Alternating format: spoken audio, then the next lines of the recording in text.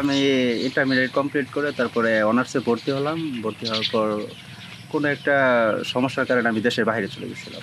Saudi আরবে চলে গেছিলাম। সেখানে ৩ বছর ৩.৫ বছরের মতো ছিলাম। ওইখানের একটা মানে কোম্পানির একটা ঝামেলার কারণে আবার দেশে ফেরত আসি। ফেরত আসার পরে অ্যা দীর্ঘ ৬-৭ মাস বসে থাকার পরে মানে কাজী কোম্পানির সাথে কন্ট্রাক্টে আরকি বিজনেসটা শুরু করি আরকি। মুরগি পালনটা খুবই রিস্কি একটা বিষয়। এখানে দেখা গেছে যে একটা বেচে যদি ১০০, ২০০, ৩০০ মতো মুরগি মারা যায়, তাহলে সেটা অবশ্যই খামারি ক্ষতিগ্রস্ত হবে। এর কারণ হচ্ছে যে ফিডের দামের যে অবস্থা, তারপরে বাচ্চার দাম, তারপরে আরও বিভিন্ন খরচার দিয়ে অবশ্যই আছে। তো এগুলো যদি একটা ফার্ম থেকে ২-৩০০ মুরগি যদি মারা যায়, তাহলে সেটা অবশ্যই খামারের জন্য লস।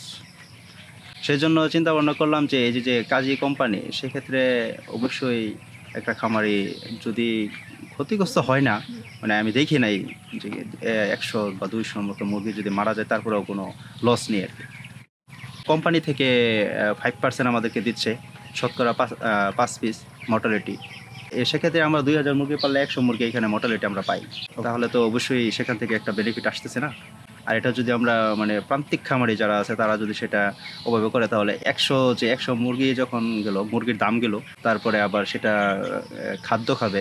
ছোট সময় কমই মারা যায়। যখন বড় হয় তখনই কিন্তু মারা যায়। বিক্রির আগে। তখন যদি মুরগিটা মারা যায় প্রায় ৩ কেজির মতো খাদ্য খাবে বা ২ কেজি প্লাস খাবে আরকি। ২ কেজি খাদ্যের দাম বর্তমান বাজারে আছে ৭০, ৳১৪০।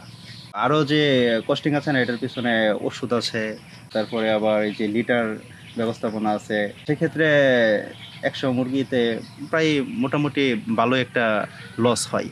তো এই লসটা কিন্তু আমরা পাচ্ছি না কোম্পানির সাথে, যে কন্ট্রাক্ট ফার্মের সাথে করতেছি আমরা। ফার্মিং জগতে কাজী বাংলাদেশের মধ্যে খুব ভালো একটা সেক্টর। আমি মনে করি কাজীর উপরে কোনো ফেসিলিটি দিতে পারে না। আমরা খামারি, আমরা সারা মাস এখানে খাটবো ঠিকঠাকভাবে ৩০ দিন ৩৫ দিন লালন পালন করে যদি আমরা বেনিফিট না পাই, তখন আমাদের মন ভেঙে যায়। তো একটা খামারির মন যখন ভেঙে যায়, তখন সে খামারি পরবর্তীতে মানে এটা করতে চায় না, উৎসাহ পায় না। তখন সে আদার ওয়ে খুঁজবে। যেহেতু আমি শুরু করছি কাজী দিয়ে, অন্যান্য কোম্পানি আমাদের দিকে নেই, কাজীটাই আসছে আমাদের এই সাইডটাতে। কাজী ছাড়া অন্যটা আসে নাই বলতে আমরা মানে আমি বিশেষ করে অন্য দিকে যাইনি। কারণ হচ্ছে যেটার সাথে করতেছি সেটার সাথেই থাকার চেষ্টা করতেছি। কষ্টকর তো অবশ্যই, কিন্তু কষ্ট হলেও তো করতে হবে, যেহেতু এখানে ইনভেস্ট করছি। তারপরে এই মুরগিগুলো আছে, মুরগির প্রতি একটা মায়াও আছে। কিন্তু মুরগি যখন বিক্রি করে দিই তখন কিন্তু কোনো সমস্যা হয় না। কিন্তু এই যে মুরগি যখন লালন পালন করি, যদি একটা মুরগি এখান থেকে মারা যায়, তাহলে সেটা কষ্ট লাগে। পৃথিবীর প্রত্যেকটা কাজই কিন্তু ভালো। যে রিক্সা চালাচ্ছে সেও ভালো। রিক্সা যদি না চালায় তাহলে আমরা কীভাবে যাতায়াত করব?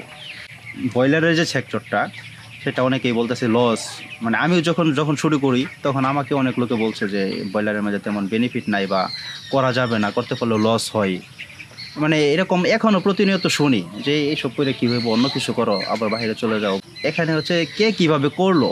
আমি যদি ভালোভাবে করতে পারি তাহলে অবশ্যই আমার এখান থেকে কিছু আসবে, বেনিফিট আসবে। আর আমি যদি না করতে পারি, তাহলে আমি মানে তো করতে পারবো না। আরও ৫ জনকে বলবো যে না, এখানে বেনিফিট নাই। একজন মুদির দোকান ছাড়ছে, অন্যজন ধরছে, আবার কেউ বাহিরে যাচ্ছে, আবার কেউ বাহির থেকে এসে ব্যবসা করছে। মানে প্রত্যেকটা কাজই কিন্তু ভালো, যে যেভাবে করতে পারে। তবে আমি মনে করি যে এটা খারাপ না, ভালো, আমার জন্য ভালো। আমি এখানে থেকে বিগত ৩ বছর যাবৎ ব্যবসা করতেছি। ভালোই।